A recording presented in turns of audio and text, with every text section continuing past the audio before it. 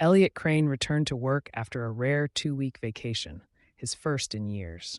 The sun had slightly kissed his skin, and a calm had settled in his chest, the kind that only comes from silence and distance. But as soon as he stepped into Halber & Co., something felt wrong. The receptionist didn't recognize him. Her eyes paused too long on his face, as if trying to place him, then dismissed him entirely. The security badge still worked. The elevator still knew his floor, but everything else didn't. The hallway to the analytics department, usually buzzing with casual chatter and tapping keyboards, was quieter than usual. And when he reached his desk, his breath caught. Someone was sitting there, wearing his blazer, sipping from his mug, typing on his keyboard like he'd been there forever.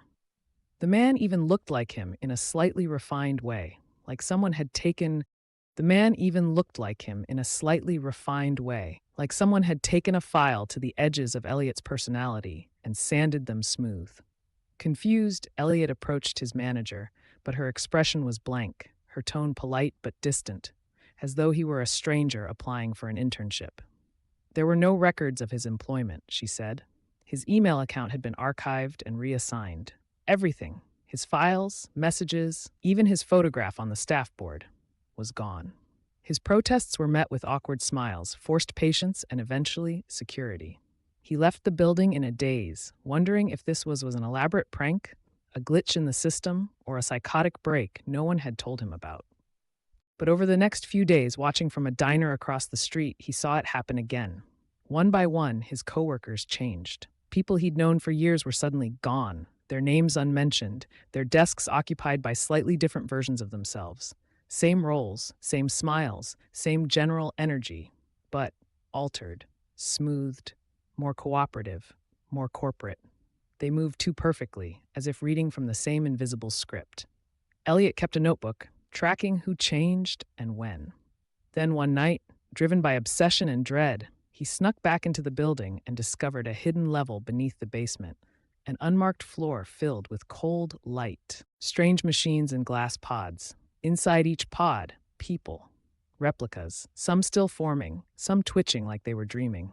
In the far back, he found one labeled Crane Elliot, and inside it, himself, or what looked like him, unfinished, peaceful. A terrible understanding clicked into place. The vacation hadn't been a break. It had been a window, time to manufacture a better version of him. One more agreeable, less questioning, more productive. But something had gone wrong. He'd come back too early. Caught them mid-replacement.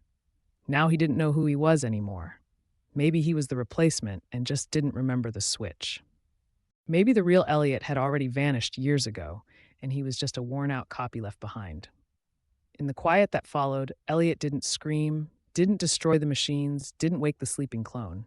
He simply walked out of the building, out of that life, and he never looked back. By Monday, a new Elliot was seated at the desk, smiling politely, mug in hand, perfectly composed. No one questioned him. No one even noticed. Moral: when you let routine replace reflection and conformity erase curiosity, you might not even notice the moment you stopped being yourself.